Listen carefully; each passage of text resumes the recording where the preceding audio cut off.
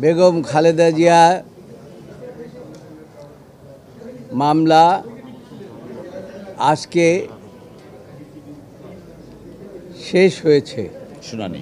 শুনানি জাজমেন্টের জন্য আগামীকালকে নির্ধারণ করেছে।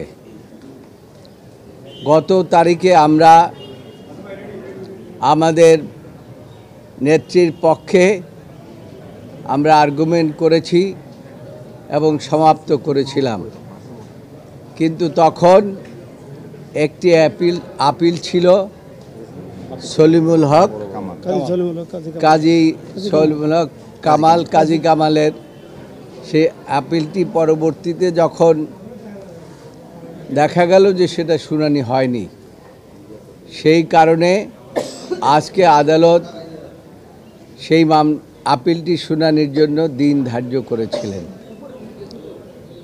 আজকে সেই আপিলটি শুনানি হয়েছে এবং সেই সাথে